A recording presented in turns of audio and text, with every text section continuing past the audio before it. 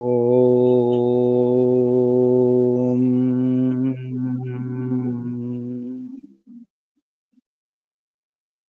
ఓం భూర్భువస్వః తత్సవితుర్వరేణ్యం భర్గో దేవస్య ధీమహి ధియో యో నః ప్రచోదయాత్.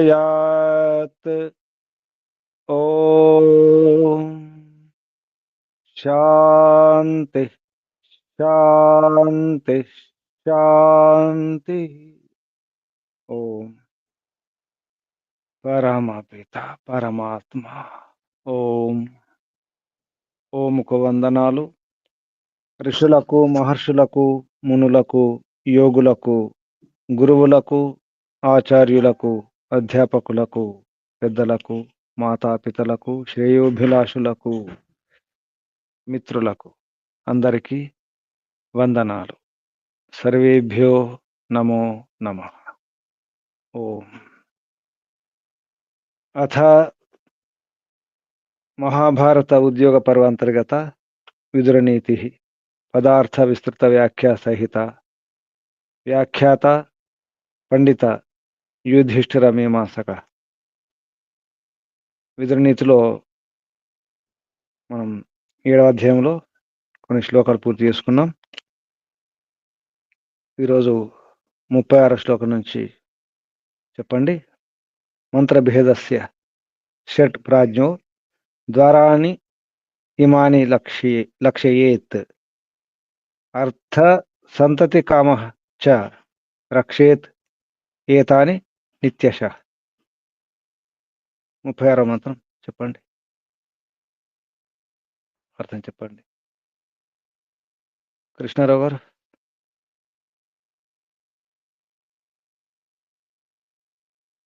ఓం ఓం నమస్తే గురుజీ. చెప్పండి. 36వ మంత్రం మంత్రభేదస్య షట్ ప్రాజ్ఞ. మంత్రభేదస్య షట్ ప్రాజ్ఞో ద్వారాణీమాని లక్షయేత్ అర్థ సంతతి కామశ్చ రక్షేదేతాని నిత్యశః. మదం స్వప్నమవిజ్ఞానం ఆకారం మదం స్వప్నం అవిజ్ఞానం ఆకారం చ ఆత్మ సంభవం దుష్టామాప్యేషు విశ్రంభం దూతాశ్చాకుశలాదపి.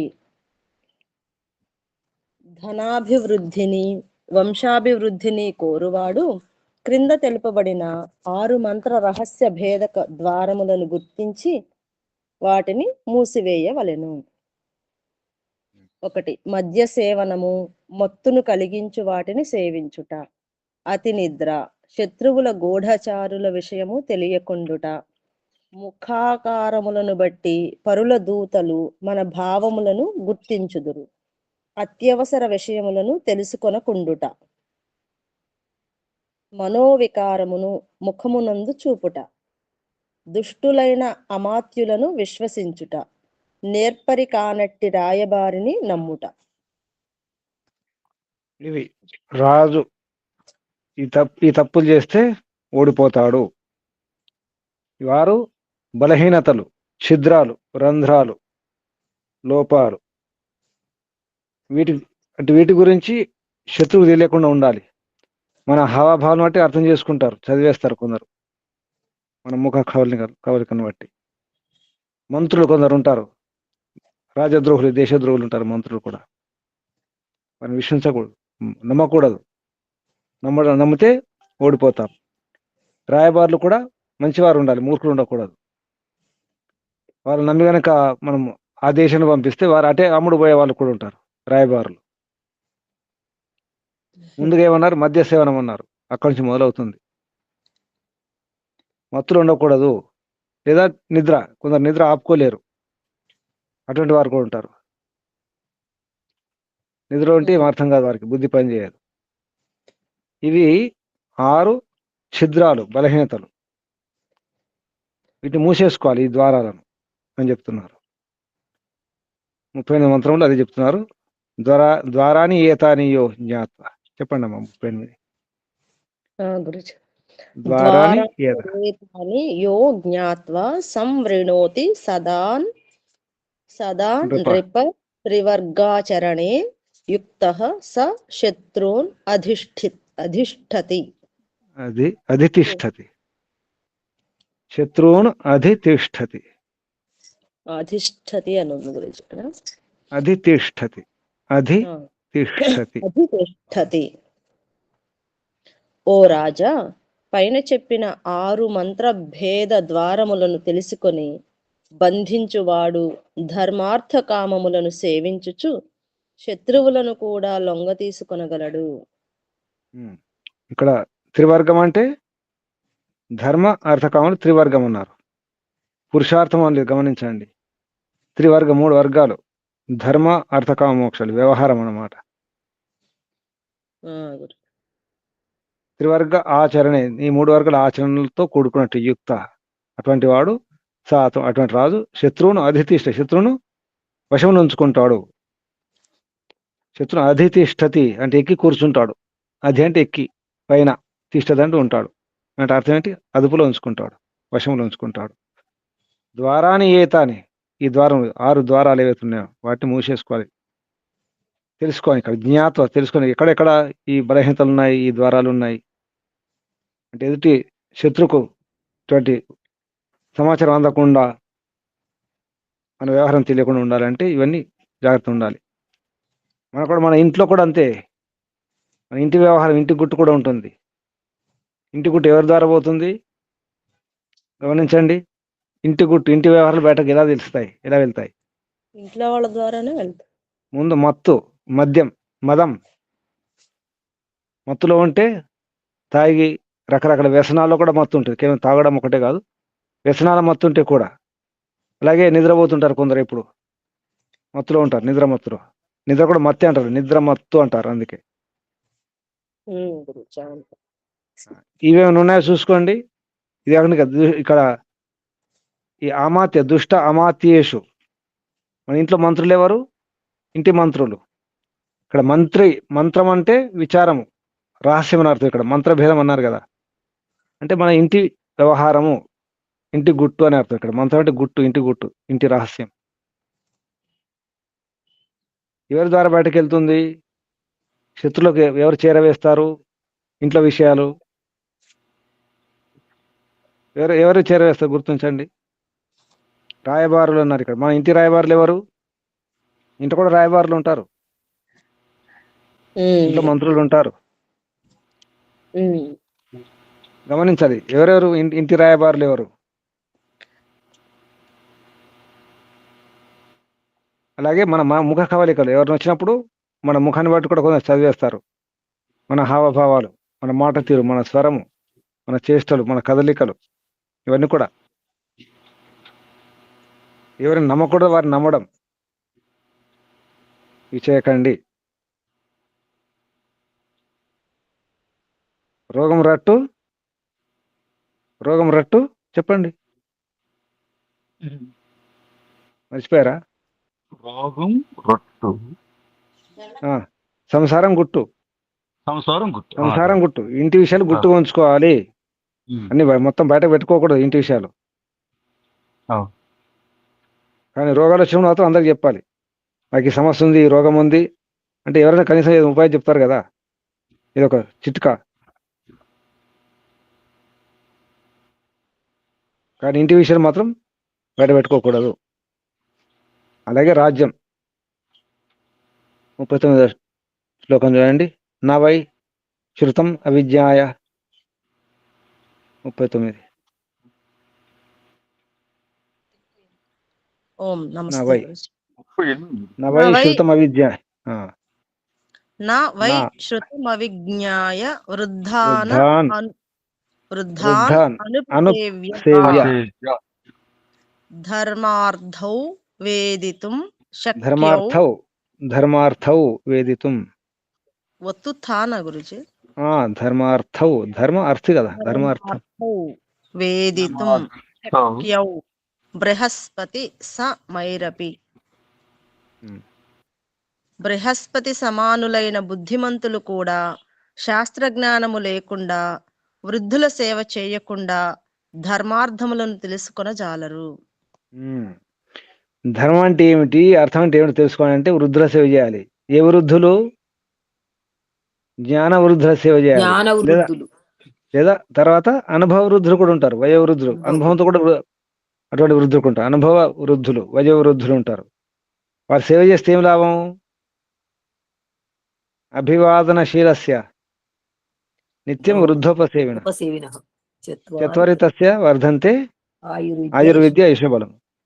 వృద్ధుల ఉపసేవ చేస్తే ఆయు, విద్య, యశస్సు, బలం పెరుగుతాయి. జ్ఞాన వృద్ధుల సేవ చేస్తే ఇంకెక్కువ లాభం.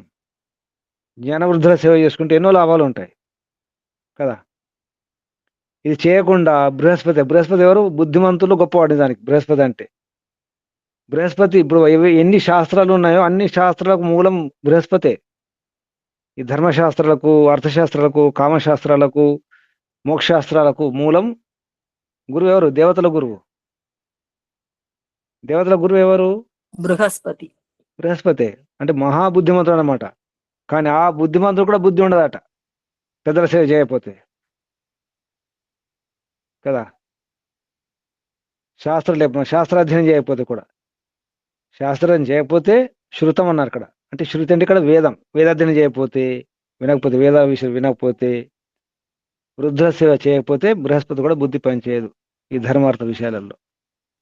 ధర్మార్థం ఇప్పుడు అదే అవుతుంది కదా గురుజీ. అదే కదా జరుగుతుంది. అదే కదా అందరు విద్వాంసులే పండితులే, కానీ వృద్ధుల సేవ చేయరు. శాస్త్రాధ్యయనం మాటి మాటికి సరిగ్గా చూసుకోరు. బయట మాత్రం ప్రచారం చేస్తుంటారు. లేదా విద్వాంసులు పండితుల పేరుతో, కవుల పేరుతో, రచయితల పేరుతో వెలిగిపోతుంటారు. బృహస్పతి కూడా బుద్ధి పనిచేయాలి అంటున్నారు కదా ఇక్కడ.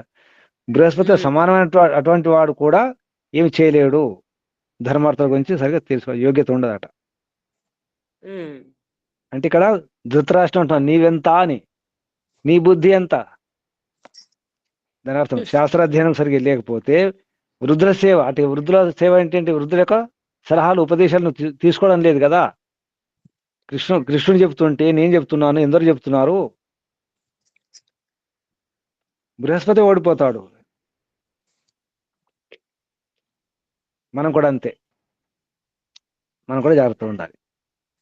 వృద్ధుల సేవ చేసుకోవాలి. పెద్దల సేవ తప్పకుండా చేయాలి. పెద్దల మాట సద్దిమూట. సద్దిమూట దగ్గర ఉంటే ఎంత బాగుంటుంది. పెద్దల మాట సద్దెన్న మూట.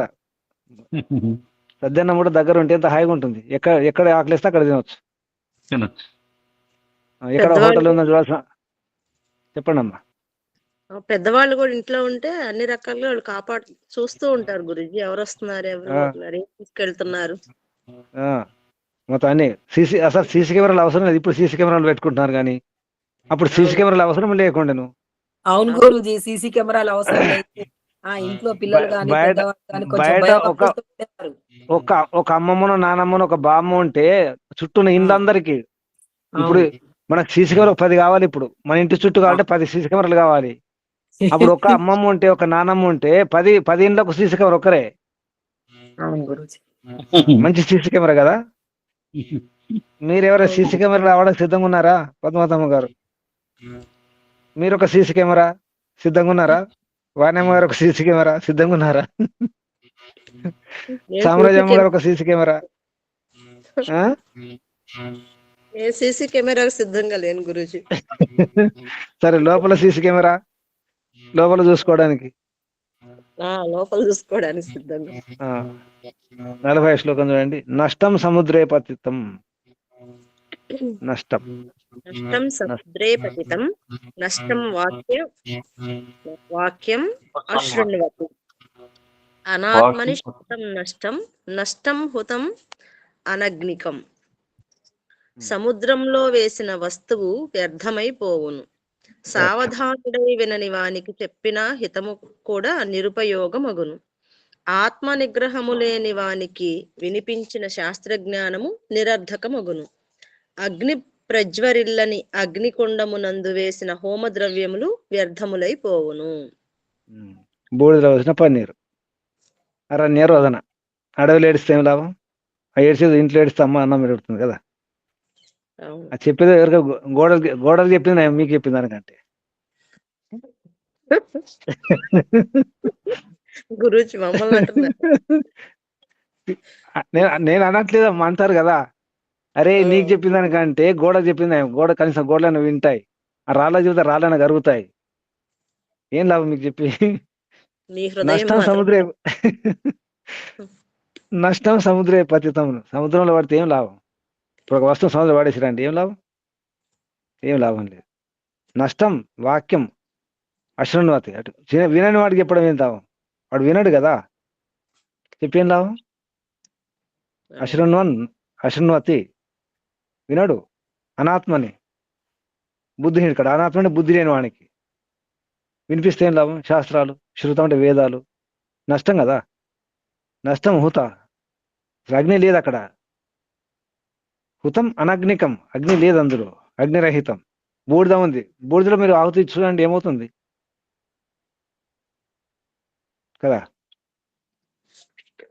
ఇప్పుడు ఏం వ్యర్థం. చేయాలి? ఇప్పుడు ఏమంటున్నారు? ఓ ధృతరాష్ట్ర, ఓ పెద్దన్న, మీకు చెప్పి లాభం లేదు. ఎంత ఇంత ఇంత చెప్తున్నాను, ఇన్ని నీతులు చెప్పినాను, ఏమి లాభం? అసలు నువ్వు వింటున్నావా? నీకేమైనా అర్థమవుతుందా? మీకేమైనా అర్థమవుతుందా వనమ్మ గారు? మీకేమైనా అర్థమవుతుందా పద్మతమ్మ గారు? అర్థమవుతుంది గురూజీ, అర్థమవుతుంది. బూడిద పోసిన పన్నీరు చేస్తారా? చెయ్యం. నా నమ్మకాన్ని వమ్ము చేయకండి. చెయ్యం గురూజీ, చెయ్యం. నా నమ్మకాన్ని వమ్ము చేయకండి. ధృతరాష్ట్రం కాదు గురూజీ. కృష్ణరావు గారు ధృతరాష్ట్ర కాకండి. మునిశేఖర్ గారు, సమరయ్యమ్మ గారు, ఇంకెవరున్నారు? ప్రభురాజు గారు. నమస్తే స్వామి. నమస్తే స్వామి. నమస్తే. ధృతరాష్ట్రులు కాకండి. సముద్రంలో వేస్తే ఏం లాభం? వినని వానికి చెప్తే ఏం లాభం? వేదాలు నేర్పిస్తే. సముద్రంలో బుద్ధిహీనుడికి ఓంగురు కళాశ్రమంలో వేయాలి. ఏం తెచ్చినట్లేదు. అందుకే జాగ్రత్త ఉండాలి. చాలా జాగ్రత్తగా ఉండాలి. చెప్పేటప్పుడు కూడా మనం ఎవరికి చెప్పాలో చూసుకొని చెప్పాలి. గమనించి వ్యవహారం చేయాలి. అది విషయం. వినకుంటే చెప్ప అవసరం లేదు, వినని వాళ్ళకి అనవసరం చెప్పడం. చెప్పి వదిలేసేయాలమ్మా, అంతే. అంతే. అదే కదా వినని వాడు ఇక్కడ. అశృణు అని వినని వానికి చెప్పి ఏం లాభం? నష్టం వాక్యం. ఆ వాక్యం నష్టం అంటే వ్యర్థం. నష్టం అయిపోతుంది. వినడానికి చెప్పడం అంతే. నష్టం. వాక్యం అశృణ్వతి. వినని వానికి చెప్పడం నష్టమే. అది రాళ్ళకి చెప్పండి, రాళ్ళు ఇంత మారుతాయేమో. రాళ్లపైన ఒక దారం తీసుకొని, ఒక తాడు తీసుకొని రోజు రుద్దండి రాళ్లపైన. కనీసం గీతలైనా పడతాయి, కొద్దిగా నున్నగానే అవుతాయి అవి కదా. అవును గురూజీ, ఇప్పుడు ఇలాంటి వాళ్ళు మారారనమాట. ఆ రాయి మీద రుద్దితే రాయన్న మారుతుంది, కానీ ఇట్లాంటి మూర్ఖులు మారారు. నిజం గురూజీ. ఒకటి హిందీలో ఒక పద్యం ఉంటుంది. హిందీలో ఒక పద్యం ఉంది, కబీర్దాస్ చెప్పింది. కబీర్దాస్ ఒక పద్యం చెప్పాడు. రసరి యావత్ జావత్ తై శిల్పర్ ఓత్ నిషాన్ అంటాడు. అంటే రసరి అంటే రస్సి, తాడును తీసుకొని ఒక బండ మీద అటు ఇటు రుద్దితే కనీసం గుర్తులైనా పడతాయట. కానీ మూర్ఖులు చెప్తే ఏం లాభం? ఇసుక నుంచి తైలం తీయొచ్చట. ఇసుక నుంచి తైలం తీయొచ్చా? నూనె వస్తుందా? రాదు. కానీ తీయొచ్చేమో, సాధ్యమట, కావచ్చేమో. కానీ బుద్ధిహీన మార్చడం కష్టం అంటాడు పద్యంలో. తివిరి ఇసుమున అంటాడు. తైలం తీయవచ్చు, కానీ బుద్ధిహీనను మార్చడం కష్టం. కుందేటి కొమ్మును సాధించవచ్చు అని చెప్తారు. కుందేలు కొమ్ములు ఉండవు, కానీ సాధించవచ్చు. 41వ శ్లోకం చూడండి. మత్య పరీక్ష మేధావి బుద్ధ్య సంపాద్య. మత్య పరీక్ష చెప్పండి పద్మావతమ్మ గారు, చెప్పండి. మత్య పరీక్ష మేధావి బుద్ధ్యా సంపాద్య చ సకృత్ అసకృత్ శ్రుత్వా దృష్ట్వాథ విజ్ఞాయ ప్రాజ్ఞై మైత్రీం సమాచరేత్. బుద్ధివంతుడైన వాడు తన బుద్ధి బలముతో పరీక్షించి తాను గడించిన అనుభవముతో మాటిమాటికి యోగ్యతను నిర్ణయించి ఇతరులు చెప్పిన మాటలను విని తాను స్వయముగా చూసి బాగుగా పరిశీలించి విద్వాంసులతో స్నేహము చేయవలెను. ఓం. పరిశీలించి విద్వాంసులతో స్నేహం చేయాలి, బుద్ధిమంతులతో పరీక్షించి. మైత్రి అంటే మైత్రి చేయాలి విద్వాంసులతో, బుద్ధిమంతుడు. మరణచింతన చేసుకోవాలి. మత్య అంటే మరణచింతన చేసి, మరణం చేసి పరీక్షించుకొని తన అనుభవం ద్వారా, బుద్ధి ద్వారా కార్యాలు చేసుకోవాలి. ఇది చాలా అవసరం. మత్య పరీక్ష, మేధావి బుద్ధ్య. మేధావి ఏం చేయాలి? బుద్ధిమంతుడు బుద్ధి ద్వారా, అనుభవం ద్వారా. ఇక్కడ బుద్ధి ద్వారా అంటే అనుభవం ద్వారా కూడా, ఆచరణ ద్వారా. సంపాద్య అంటే నిర్ణయం చేసుకొని పొంది. అసకృత అంటే అనేక సార్లు, ఒకసారి కాదు. సకృత అంటే ఒకసారి, అసకృత అంటే అనేక సార్లు, మాటి మాటికి. శృత్వ విని, దృష్ట్వా చూసి, ఆచరించి, స్వయంగా ఇతరుల ద్వారా విని, స్వయంగా చూసి లేదా ఆచరించి తెలుసుకొని, అంటే అనంతరం విజ్ఞాయ విశేషంగా తెలుసుకొని జ్ఞానాన్ని పొంది, ప్రాజ్ఞై బుద్ధిమంతుల ద్వారా మైత్రిం సమాజం, బుద్ధిమంతులతో. ఇక్కడ ప్రాజ్ఞై సహ బుద్ధిమంతులతో ఏం చేయాలి? మైత్రీం మిత్రత, సమాచరిత సరిగా ఆచరేత్ సరిగా ఆచరించాలి, వ్యవహారం చేయాలి. తర్వాత శ్లోకం 42వ శ్లోకం. అకీర్తిం వినయో హంతి. ఆ ఉంది గురూజీ, ఇక్కడ రెండో ఆ ఉందిగా కాదా? అకీర్తిం వినయో హంతి హంత్యవర్ధం పరాక్రమః. హంతి అనర్థం, హంతి అనర్థం పరాక్రమః. అనర్థం కదా, అనర్థం తా ఉంది. అనర్థం బొడ్లో చుక్కలేదు ఇక్కడ. అనర్థం పెట్టండి. అనర్థం. పరాక్రమః హంతి నిత్యం క్షమా క్రోధం ఆచారో అంత్యలక్షణం. హంతి హంతి అలక్షణం. హంతి అలక్షణం. గాలి పీల్చుకోండి, గాలి పీల్చుకొని చెప్పండి. హంతి లక్షణం. అలక్షణం విడదీస్తే అలక్షణం. ఇది అది ఆ. చెప్పండి.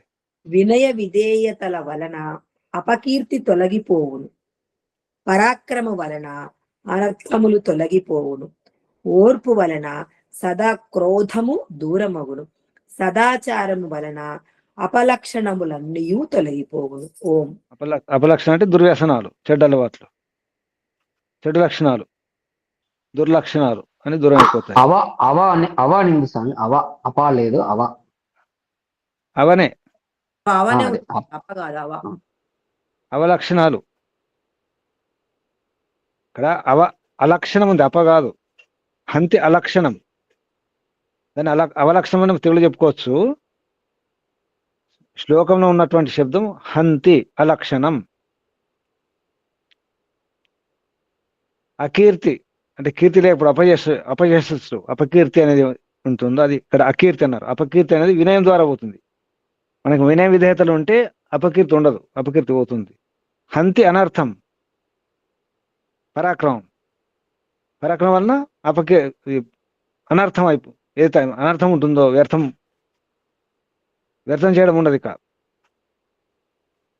తర్వాత హంతి నిత్యం, క్షమ కనుక ఉంటే, క్రోధం ఆచరణ ఉంటే దుర్వ్యసనాలు పోతాయి ఆచరిస్తుంటే. ఇది అంటే మనం ఏం చేయాలి అని చెప్తున్నారు ఇక్కడ.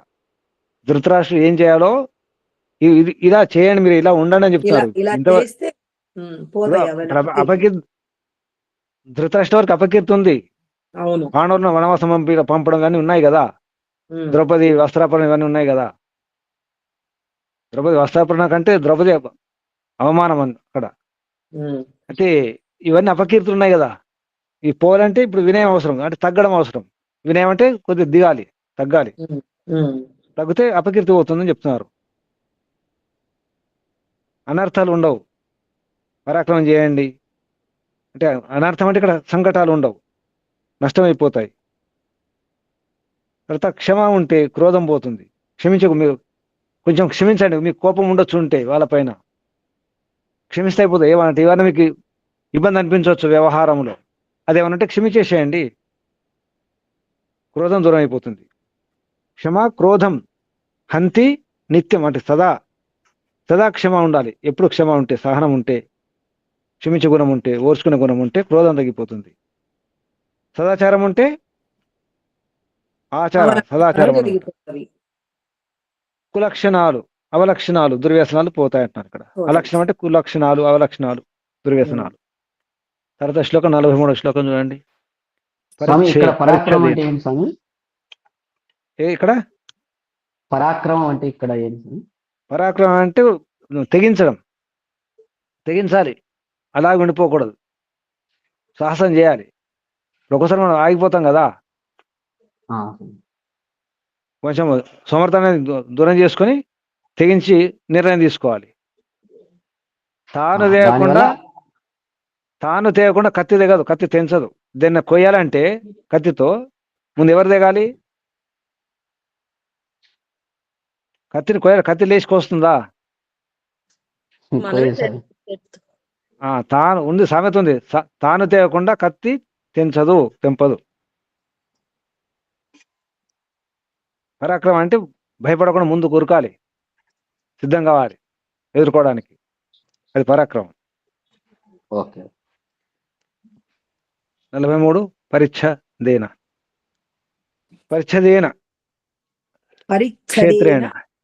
క్షేత్రేణ వేష్మన పరిచర్యయా పరీక్షేత కులం రాజన్ భోజనాచ్ఛాదనేన చ. ఓ రాజా, వివిధములైన భోగ సామగ్రి, భూమి, భవనము, ఆచార వ్యవహారములు, భోజనాదులు, వస్త్రములు, వీటిని బట్టి కులమును, వంశము లేక కుటుంబము పరీక్షించవలెను. నాగరికమైన అలవాట్లు, విజ్ఞానము గ్రామీణులకు అరుదని భావము. ఓం. అదంతా లేదమ్మా, గ్రామీణ అదంతా లేదు ఇక్కడ.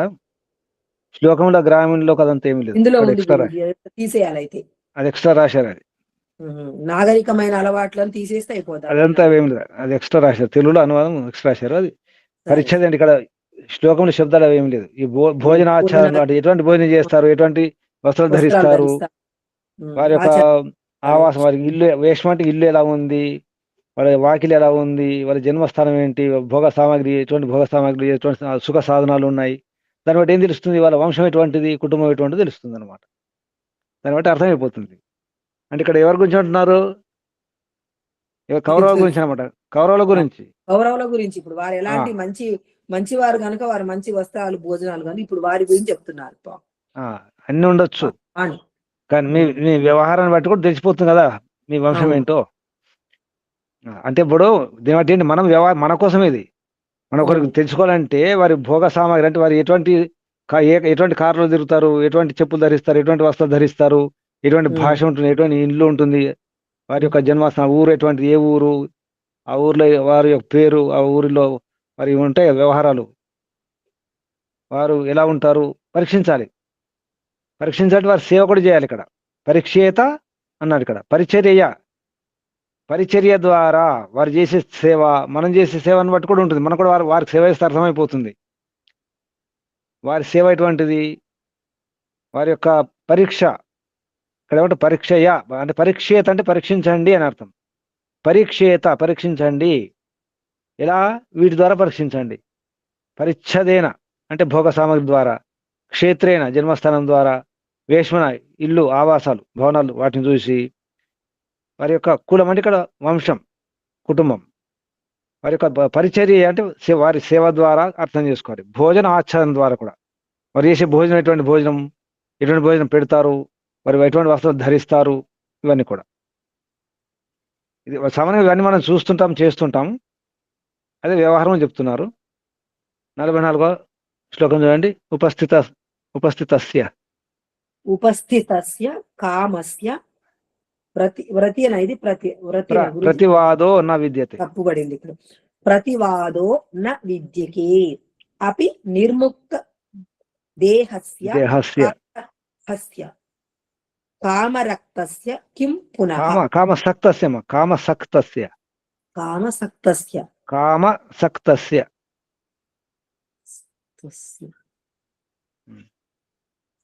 ప్రాపంచిక గురుజీ రాసుకున్నాం. కిం పునః చివరికి కిం పునః ఉమ్. ప్రాపంచిక సుఖముల నుండి విరక్తుడైన వాడు కూడా అనుభవయోగ్యమైన పదార్థములు లభించినప్పుడు అనుభవించును. ఇక కామాసక్తుడైన వాని విషయములు చెప్పనవసరము లేదు. విరక్తుడే అనుభవిస్తున్నప్పుడు కామాసక్తుడు అసలే వదిలిపెట్టడని భావము. అది వైరాగ్యం ఉన్నవాడు కూడా ఒక్కోసారి ముందుకు వచ్చినప్పుడు తినకూడదు అనుకుంటాడు, తినవద్దు అనుకుంటాడు, ముందుకు వస్తే తినేస్తాడు. అనుభవించకూడదు అనుకుంటాడు, ముందుకు వస్తే అనుభవిస్తాడు. వైరాగ్యం ఉండి కూడా. మరి వైరాగ్యం లేని వాళ్ళు కామాసక్తులు, వారి గురించి ఏం మాట్లాడతాం, ఏం ఆశ లేదు కదా. తర్వాత 45వ శ్లోకం. ప్రజ్ఞోపసేవిన ప్రజ్ఞోపసేవినం వైద్యం ధార్మికం ప్రియదర్శనం మిత్రవంతం సువాక్యం చ సుహృదం పరిపాలయేత్. ప్రాజ్ఞులను సేవించువాడును, విద్యావంతుడును, సదాచారము కలవాడును, అందమైన వాడును, స్నేహితులు కలవాడును, మధుర భాషయగు అగు మిత్రుని ఎల్లప్పుడూ కాపాడుకొనవలేను. ఓం. ఎవరిని కాపాడుకుంటున్నారు చూసుకోండి. ప్రాజ్ఞ ఉపసేవినం అంటే ప్రాజ్ఞ అంటే బుద్ధిమంతులకు సేవ చేసేవాడు, ఆ సేవకుని కూడా. ఇప్పుడు విద్వాంసులు పండితులు సేవ చేసేవాడు ఉంటారు కదా, ఉపసేవ అంటే దగ్గర నుండి సేవ చేసేవారు ఉంటారు, వాళ్ళని కూడా కాపాడుకోవాలి. విద్వాంసుల దగ్గర ఉండి మంచి సేవ చేసేవారు ఉంటారు, వారిని. తర్వాత వైద్యుణ్ణి, తర్వాత ధార్మికుణ్ణి, ఇంకా మధుర భాషి ప్రియదర్శనం. ప్రియదర్శనం చూస్తే ప్రసన్నంగా ఉంటాడు. ప్రియదర్శనం అంటే ఎప్పుడు ప్రియంగా ఉంటాడు, ప్రసన్నంగా ఉంటాడు అంటే వారిని. మిత్రవంతం, సువాక్యం, సుహృదం, ఇటువంటి వారిని ఏం చేయాలి? కాపాడుకోవాలి. అన్ని రకాల సర్వథా అన్ని రకాలుగా కాపాడుకోవాలి. సర్వథా. 46వ శ్లోకం. దుష్కులీన కులీనోవా మర్యాద. కులీన దుష్కులీన కులీనో వా మర్యాదాం యోన లజ్గయేత్ లంఘయేత్ ధర్మాపేక్షి మృదు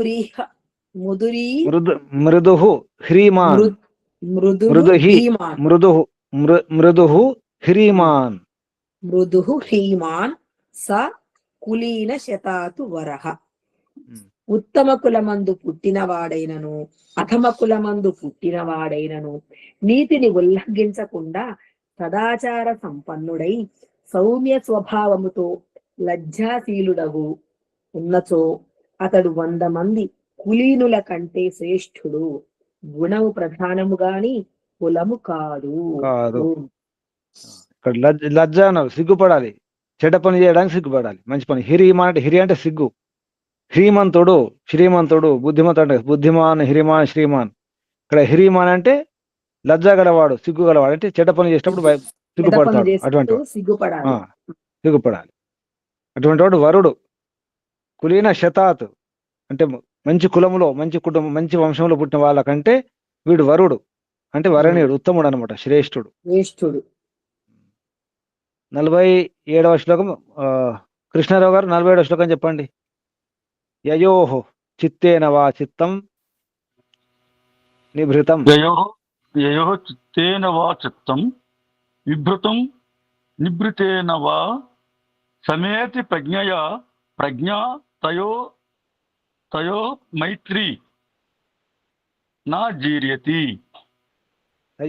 మనసు తయోర్ అంటే తయోహో మైత్రి నా జీర్యతి. యవని మనస్సులు రహస్యములు అవగాహనలు సమానముగా ఉండును, వారి మైత్రి ఎప్పుడునూ క్షీణించదు. సమానశీల వ్యసనేసు సఖ్యం స్వభావితం. సమానం గుణకర్మ స్వభావ సమానం ఉంటే అటువంటి మైత్రి ఇప్పుడు జీర్ణం కాదు, అంటే తగ్గిపోదు, చెడిపోదు. మంచి గుణాలు కూడా అంతే గురూజీ, చెడు గుణాలు కూడా కలిసిన అంతే ఉంటారా గురూజీ? సమానం, చిత్తంతో చిత్తం ఇక్కడ అదే సమానంగా చిత్తేనవా ఒకే చిత్తం, వ్యసనాలు కలిసిన వాళ్ళు. చిత్తేనవా చిత్తం, చిత్తం. చిత్తేనవా చిత్తం, చిత్తం ద్వారా చిత్తం అంటే చిత్త సమానం, చిత్తంతో చిత్తం సమానంగా ఉన్నాయన్నమాట. నిభృతం అంటే ఏమైనా రాసుకోకూడదు, ఇక్కడ గోపనీయం ఉంటాయి, కొన్ని కాన్ఫిడెన్షియల్ ఉంటాయి కదా. గురూజీ నిభృతం నిభృతేన అంటే గుప్త రహస్యాలు కొన్ని ఉంటాయి. ఇప్పుడు మిత్రులు ఎలా ఉండాలంటే ఒకరు రాసే ఒకరు కాపాడుకోవాలి కదా, అవును. ఒకరు రాసే ఒకరు కాపాడుకోవాలి. సఖులు కదా, మరి సఖులు కదా. ప్రజ్ఞ బుద్ధి అన్ని సమానమే, తయో వారిద్దరి యొక్క. అప్పుడు వారి మైత్రి నా జీరియతి, తగ్గిపోదు. తర్వాత శ్లోకం 48వ శ్లోకం. దుర్బుద్ధిం దుర్బుద్ధిం అకృత ప్రజ్ఞం చన్నం కోపం తృణైరవ వివర్జయేత మేధావి వివర్జయతి వివర్జయతి మేధావి తస్మిన్ మైత్రీ ప్రణశ్యతి. మేధావి యొక్క పురుషుడు దుర్బుద్ధి కలవాడును ఆలోచన శక్తి లేనివాడును అగు మానవుని గడ్డితో కప్పబడిన బావి వలె అంటే కోపం వలె వదిలిపెట్టవలెను. అట్టి వానితో చెలిమి త్వరగా నశించిపోవును. గడ్డితో కప్పేస్తే ఏం లాభం? పుల్లలతో గడ్డితో కప్పేస్తే ఆ బావిని, దాని అర్థం ఏంటి? బావి ఉంది అంటే అసత్యం కదా గురూజీ, అసత్యం చెప్తే అలా అంతేనా గురూజీ? కప్పినట్ట బావి మీద అవసరం లేదు కదా, ఆ నీళ్ళు అవసరం లేదు అని. బావి గడ్డి ఆ పుల్లలు కప్పడం అంటే నీళ్ళు అవసరం లేదు, ఇక మనకు విడిచిపెట్టదు అంతే, అవసరం లేదు. వారి సహాయ సహకారాలు అవసరం లేదు, వారి ఏం అవసరం లేదు, మాకు ఆ నీళ్ళు అవసరం లేదు, ఆ బావితో పని లేదు. ఇక 49వ శ్లోకం.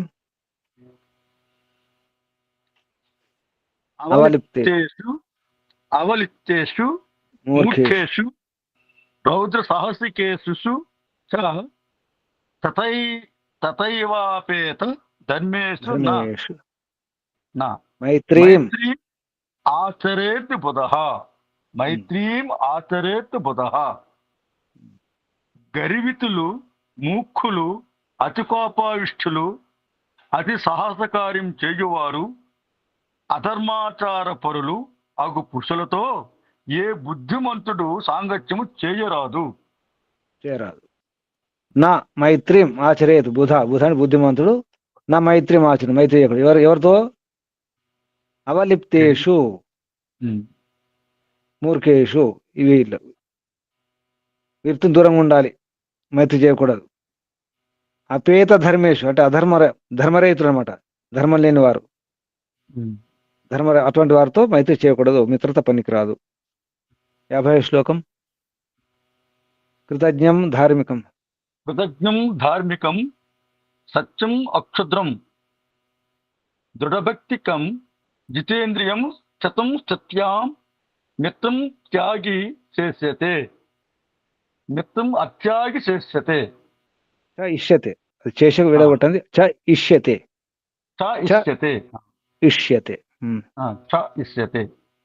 కృతజ్ఞుడు, సద్గుణశాలి, సత్యవాది, ఉత్తముడు, దృఢమైన ప్రేమ కలవాడు అంటే స్నేహితుని విషయంలో, జితేంద్రియుడు, నీతిమంతుడు, ఆపత్సమయమందును కూడా వదలని వాడు అగు మిత్రునితో స్నేహం చేసుకునవలెను.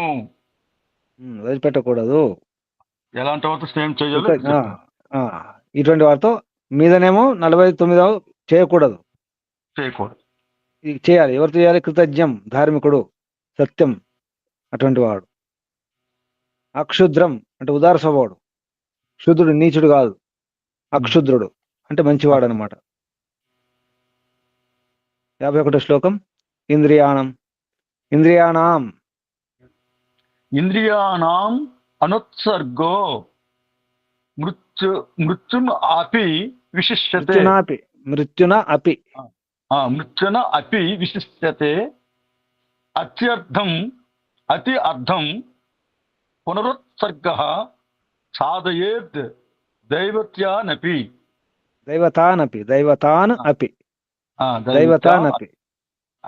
ఇది అత్యర్థం అతి అర్థం అన్నారు, అతి అర్థం అది అత్యర్థం. అత్యర్థం. అత్యర్థం ఉమ్. ఇక్కడ ఆ దీర్ఘం ఉండాలి. ఉమ్. అత్యర్థం అంటే చాలా ఎక్కువ అని అర్థం. అవును. చెప్పండి, అర్థం చెప్పండి. ఇంద్రియములను అన్ని విధములా నిగ్రహించుట మృత్యువు కంటే కూడా కఠినమైన పని. ఆ ఇంద్రియములను నిగ్రహించక ఇష్టము వచ్చినట్లు వాటిని వదిలినచో దేవతలు కూడా నాశనమగుదురు. ఇంద్రియ నిగ్రహము సర్వశ్రేష్టమైన ధర్మం. ఉత్సర్గ అంటే వదులుట, అనుసర్గ సంయమం. ఓ అది చాలా కష్టం అంటున్నారు. అనుత్సర్గ వదిలిపెట్టడం, ఉత్సర్గ అంటే వదిలిపెట్టడము, అనుసర్గ వదిలిపెట్టకుండా చదువు కష్టం, చాలా కష్టం. చాలా ఇంద్రియాలను విషయాల నుండి నివృత్తి చేయడం అనేది చాలా కష్టం. మృత్యుతో కూడా కష్టం. దానికంటే గొప్పది కఠినమట. ఇక్కడ విశిష్యత అంటే కఠినం అని అర్థం. భయంకర, అంతకంటే గొప్పది. ఇంద్రియాలను విషయాల నుండి దూరంగా ఉంచడం అనేది మరణాన్ని దూరంగా ఉంచవచ్చు, కానీ ఇంద్రియాలు దూరం ఉంచడం కష్టం. కష్టము. ఇది మరి అటువంటిప్పుడు మరి యోగాభ్యాసం చేయడం వ్యర్థమే కదా. ఇంద్రియాలను కంట్రోల్ చేయడం కష్టం కదా. అంటే ఎంత గొప్ప చెప్తారు.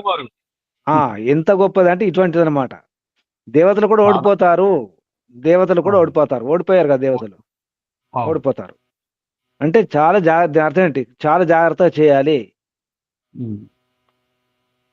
ఏమన్నారు అక్కడ కఠోపనిషత్తులో, ఉత్తిష్టత జాగ్రత్త ప్రాప్య వరాన్ని బోధత శురస్యధార నిశిత దురత్య. దుర్గం అన్నారు, చాలా కష్టం ఇది. శురస్యధార పదునైన కత్తి మీద సాము లాంటిది ఈ మార్గం, సాధన మార్గం. కాబట్టి జాగ్రత్తగా సాధన చేయాలి. అనుకున్నంత కాదు, చాలా జాగ్రత్తగా, చాలా ఓపిక ఉండాలి, చాలా జాగ్రత్తగా శ్రద్ధతో చేయాలి యోగ సాధన. ఇంద్రియాలు జయించడం అంటే మాటలు కాదు, చెప్పడానికి చెబుతాం కానీ ముందుకు వచ్చినప్పుడు తెలుస్తుంది. ఇంతకుముందు చెప్పారు కదా, ముందుకు వచ్చినప్పుడు ఓడిపోతామని. 52వ శ్లోకం చూడండి. మార్దవం సర్వభూతానాం అనసూయ. అనసూయ. మార్దవం సర్వభూతానాం అనసూయ క్షమా ధృతి ఆయుష్యాన్ని బుధాః ప్రాహు మిత్రాణాం చ అవిమాననాః. అవిమానన. సమస్త భూతములందు దయ, ఇతరుల సుగుణములలో దోషములను చూడకుండుట, ఓర్పు, ధైర్యము, మిత్రులను అవమానించుకుంటుట, ఈ గుణముల వలన ఆ యశస్సు వృద్ధి చెందునని విద్వాంసులు ఘోషించుతున్నారు. ఆయుష్యాని, ఆయుష్ కూడా బుధ, ఆయుష్ కూడా ఎదుగుతుంది. ఆయుష్ పెరగాలనుకుంటున్నారా? బాగా రోజు జీవించాలనుకుంటున్నారా? ఈ పని చేయండి. ఆయుష్ పెరగాలనుకుంటున్నాము, కావాలనుకుంటున్నాము, కానీ సాధన కోసం, యోగ సాధన కోసము, ఆధ్యాత్మిక చింతన కోసం, ఈ పని చేయండి. కాదు. ఆయుష్ పెరగాలి. దేనికోసం పెరగాలి? గుణాల్లో దోషాలుంటే గుణాల్లో దోషాలు దూరం చేసుకుంటా సిద్ధంగా ఉండాలి. అయితే మన గుణాల్లో దోషాలు చూడాలి, కానీ ఇతర గుణాల్లో దోషాలు చూడకూడదు. ఇతరుల గుణాలు ఉంటే ఆ గుణాలు దోషాలు చూసే వరకు ఉంటారు, అలా చూడకూడదు. సహనశీలత ఉండాలి, ధైర్యం ఉండాలి. ముఖ్యంగా మిత్రులను అవమానించకూడదు. ఇలా చేస్తే ఆయుష్ పెరుగుతుందట. ఆయుష్యాని బుధ రాహు మిత్రాణం చ అవిమానం అంటే అవమానం చేయకుండా ఉంటే, అవమానం చేయకూడదు. ఇది ప్రయోగం చేసి చూడండి. ఈ మాట ఎవరన్నారు? విద్వాంసులు అన్నట. ఈ మాట ఎవరంటున్నారు? విద్వాంసులు అంటున్నారు. బుధాహ, బుధులు అన్నారు, బుద్ధిమంతులు అన్నారు. 53వ శ్లోకం. అపనీతం సునీతేన యో అర్థం. అపనీతం సునీతేన యో అర్థం ప్రక్షానినీషతే మతిం ఆస్థాయ త్రుధాం తదకా పురుషవ్రతం. అన్యాయం వలన నశించిన సంపదను న్యాయ మార్గమున మరలా పొందగోరుట ఉత్తమ పురుషుల గొప్ప వ్రతము. ఉమ్. ఓం గురించి అన్యాయం వలన ప్రళయం వలన ఎవరి రాజ్యం ఎవరి ధనం నశించిపోయింది? అన్యాయం వలన పాండవుల ధనం, పాండవుల రాజ్యం పోయింది కదా అన్యాయంగా. పోయింది. అన్యాయం అప్పుడు ఏం చేయాలి? అప్పుడు ఏం చేయాలి? బుద్ధితో దాన్ని పూర్తి చేసుకోవాలి, బుద్ధితో మళ్ళీ సంపాదించుకోవాలి. న్యాయ మార్గం సంపాదించుకోవాలి. న్యాయం అంటే అన్యాయం. ఇప్పుడు ఎదుటివాడు అన్యాయం చేసి మోసం చేశాడు, నష్టం చేశాడు, మనం కూడా అన్యాయం చేసి పొందాలంటే వదలకూడదు. అవును. ఒకడు దొంగతనం చేసి మన వస్తువు దొంగిలించి తీసుకెళ్ళాడండి, మనం కూడా దొంగిలించి తీసుకెళ్ళాల్సిన అవసరం లేదు. మన వస్తువు కూడా కావచ్చు, మన వస్తువే, కానీ వారి ముందర తెచ్చుకోవాలి. మన వస్తువు ఒకటి దొంగిలించి తీసుకెళ్ళాడు అనుకోండి, వాడిని తెలియకుండా తీసుకురావడం కాదు, వాడు తెలిసి చెప్పి తీసుకురావాలి, ఇది నా వస్తువు తీసుకెళ్తున్నా అని చెప్పి తీసుకురావాలి. అది కూడా రుజువు చేసి దాన్ని ప్రూవ్ చేసి కదా. అవును. మనం దొంగతనం చేస్తే మనం దొంగలం అయిపోతాం కదా. వస్తువు మనదే, వస్తువు మనదే, అది చెప్పకుండా తీసుకురాకూడదు. అవును. అది. తర్వాత శ్లోకం ఆయత్య 54. ఆయత్యాం ప్రతికారాజ్ఞ తదాత్వే దృఢనిశ్చయ అతీతే కార్యశేషజ్ఞో నరో అర్ధైర్న నరః అర్థైః న ప్రహీయతే. నరః అర్థైః న ప్రహీయతే. నరః అర్ధైః న ప్రహీయతే. భవిష్యత్తులో రాబోవు కష్టములు నిరోధించే ఉపాయం తెలిసినవాడు, వర్తమాన కాలమునందు దృఢచిత్తుడును, గడిచిపోయిన కాలమందు చేయక మిగిలిన కర్మలు తెలిసిన వాడును అగు పురుషుడు ఎప్పుడూ సంపదలకు దూరము కాడు. ఇది బాగా గుర్తుంచుకోండి. రాబోయే కాలం ఏ కాలము? రాబోయే కాలం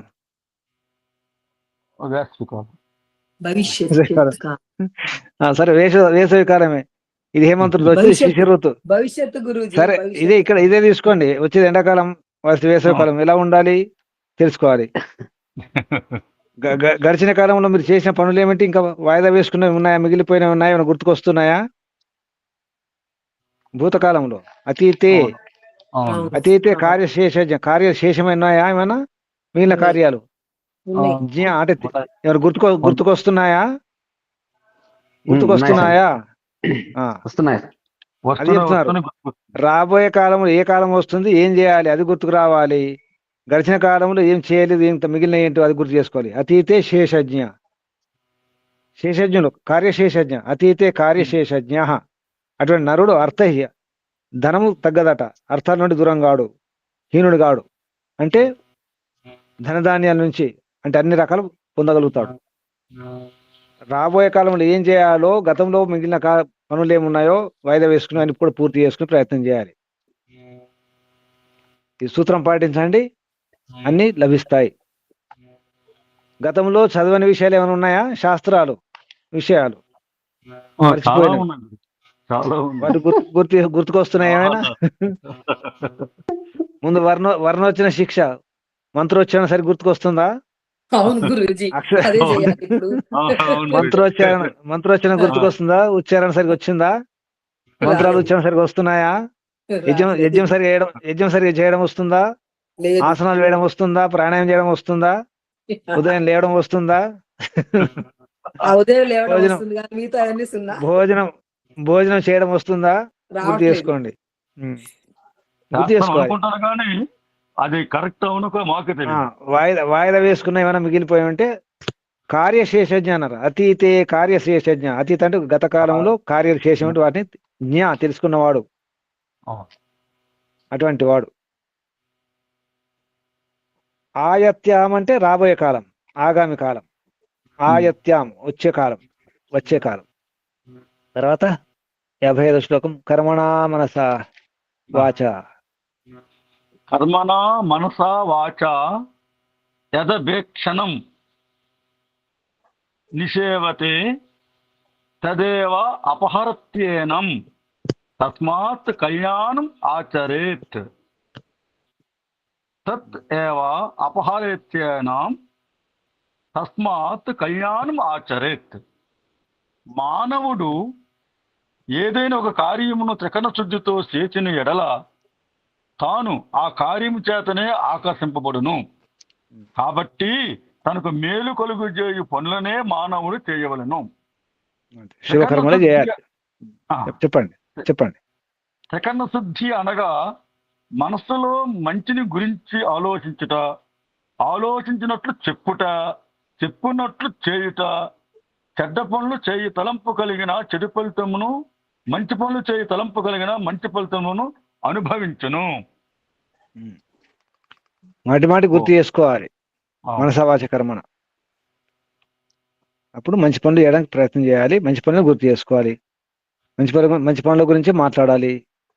మనసా వాచ కర్మ అంటే కర్మ ద్వారా కూడా అదే చేయాలి. తర్వాత 56వ శ్లోకం.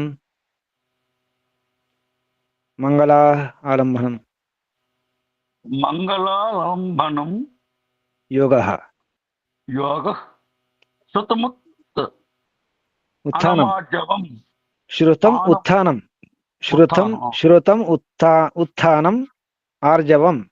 3 శబ్దాలు ఉన్నాయి. శ్రుతం ఉత్థానం ఆర్జవం. మూడు శబ్దాలు. సుతముత్థానం ఆర్జవం భూతిం ఏతాని భూతిం భూతిం ఏతాని కుర్వంతి సతాం తథా చ అభీక్షణ దర్శనం. శుభప్రదములైన పదార్థములను స్పృశించుట, శ్రద్ధ, శాస్త్రజ్ఞానం, కృషి అంటే ప్రయత్నం, రుజు ప్రవర్తన, మాటికి సత్పురుషుల దర్శనం అనునవి శుభమును కలుగుజేయును. గోవు, గజము ఇంకను కొన్నిటిని స్పృశించినందున శుభములు కలుగునని సాంప్రదాయికాచారము. ఉత్థానం అంటే ఉద్యమ. ఓం అంటే పౌరాణికంగా ఉంటాయి. ఆవు కనిపిస్తే, గుర్రం, ఏనుగు కనిపిస్తే, ఇటువంటివన్నీ కొందరికి బంగారం కనిపిస్తే, రత్నాలు కనిపిస్తే కూడా ఉంటాయి. మంగళకారి పదార్థాలు అంటే స్పర్శించడము, లేకపోతే అనుకోవడం, ఇవన్నీ కూడా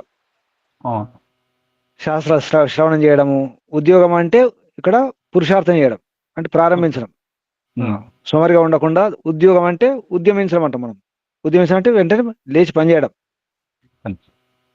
సరళత, సత్పురుషులను మాటికి దర్శనం చేసుకోవడం. దర్శనం అంటే ఊరికే చూసి రావడం కాదు, వారి గురించి పోయి తెలుసుకొని రావడం, వారిని దర్శించుకొని ఏదైనా అడిగి తెలుసుకొని రావడం అనమాట. దర్శనం అంటే తెలుసుకోవడం కూడా అర్థం వస్తుంది. దర్శనం తెలుసుకోవడం కూడా.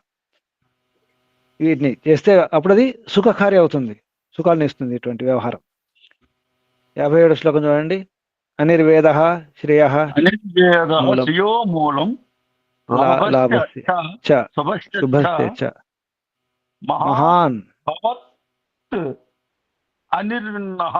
భవతి అనిర్విన్న భవాన్ భవతి అనిర్విన్న మహాన్ మహాన్ అది మహాన్ మహాన్ భవతి భవతి అనిర్విన్న అనిర్విన్న. అది మూడు శబ్దాలు. సుఖం సుఖం స అనంత్యమశ్నుతే. ఆనంత్యం అశ్నుతే. ఆనంత్యమశ్నుతే. ధనము, లాభము, శుభము ఈ మూడింటికి మూల కారణము ప్రయత్నము నుండి విరమించుకొనకుండుట అంటే పట్టుదల. అందువలన పట్టుదలతో నిరంతరము కృషి చేయువాడు గొప్పవాడు అవుతున్నాడు, అనంత సుఖమునను అనుభవించుచున్నాడు. కృషి మిత్కృష్యస్వ మిత్తే రమస్వ వేద. కృషిమిత్ కృషస్వ వేదంలో మంత్రం వస్తుంది, కష్టపడండి. కృషిమిత్ కృషస్వ అక్షరమా దివ్య. అక్షములు అంటే పాచికలతో ఆడకండి, జూదం ఆడకండి, కష్టపడండి. అంటే ఇక్కడ సుఖం కావాలంటే ఏం చేయాలి? పట్టురాదు, పట్టు విడవరాదు, పట్టు అంతే చేస్తుండాలి, విడిచిపెట్టకూడదు. అది 58వ శ్లోకం. నాతః శ్రీమత్తరం కించిదన్యత్ సత్యతమం మతం పరివిష్ణోర్యదా తాత క్షమా సర్వత్ర సర్వదా. నాయనా, సర్వకాల సర్వ అవస్థల యందును సమర్థుడైన పురుషుడు ఓర్పు కలిగి ఉండవలెను. క్షమ వలన హితము కలుగును, సర్వ సంపదలు సమకూరును. ఇంతకంటే మించిన సంపత్ సంపాదన మార్గం మరొకటి లేదు. లేదు, మరొకటి లేదు. లేదు.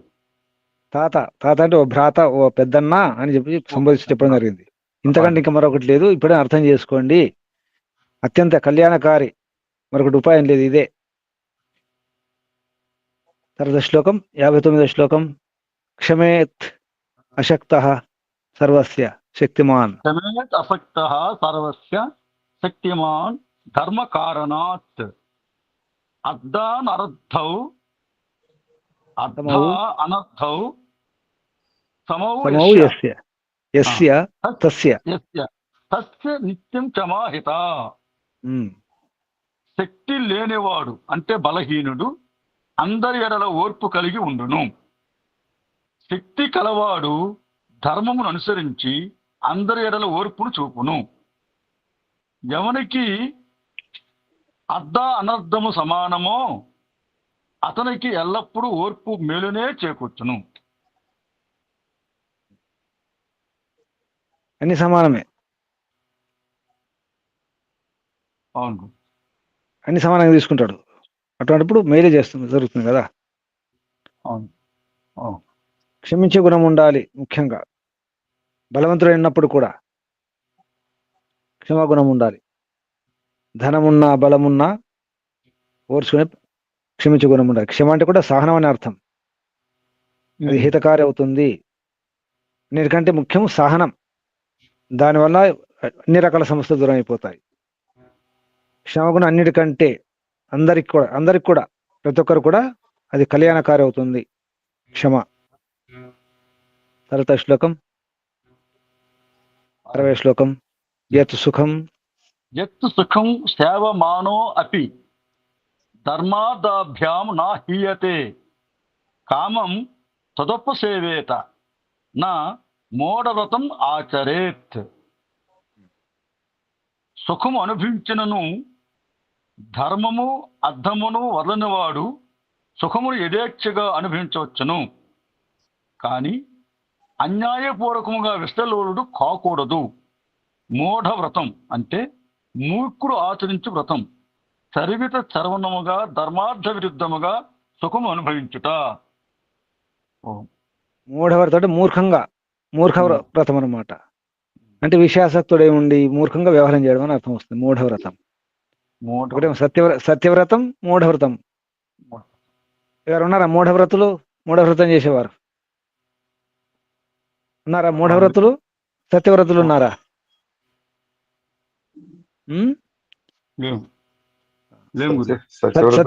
సత్యవ్రతులు కండి. సత్యవ్రత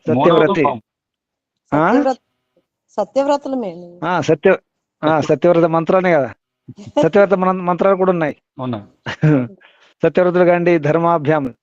ధర్మార్థాభ్యాం అంటే అన్ని అనుభవించవచ్చు. ఇక్కడ ఏమంటానంటే సుఖాలు అన్ని అనుభవించవచ్చు, కానీ ధర్మార్థపూర్వకంగా.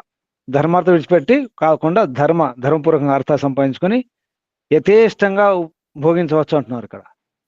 అంటే అర్థం ఏంటి? ధర్మాన్ని పట్టుకొని మీరు ఎంతైనా సుఖపడండి, అది ముఖ్యంగా. మూఢవ్రతులు కాకండి. ఈ శ్లోకంతో ఇక్కడ ముగించేద్దాం. అయితే తర్వాత ఈ 4-5 రోజులలో ఇది పూర్తవుతుంది. రేపు లేదా ఎల్లుండి ఈ 7వ అధ్యాయం పూర్తవుతుంది. ఒక 2 రోజులలో 8వ అధ్యాయం, సుమారు 35 మంత్రాలు ఉన్నట్టున్నాయి 8వ అధ్యాయంలో. అది 2 రోజుల్లో పూర్తి చేసుకుంటాం. 3 రోజులలో అనుకుందాం. అంటే 4 రోజులలో పూర్తి అయిపోతుంది. నేను 11వ తారీఖు వరకు ఇది పూర్తి చేద్దాం అనుకుంటున్నాను. విదుర నీతి 32 మంత్రాలు అంటే మనం 2 రోజులు పూర్తి చేసుకోవచ్చు. 8వ అధ్యాయం అది 2 రోజులు, ఇది రేపు లేదా ఎల్లుండి. 4 రోజులలో విదుర నీతి పూర్తి అవుతుంది.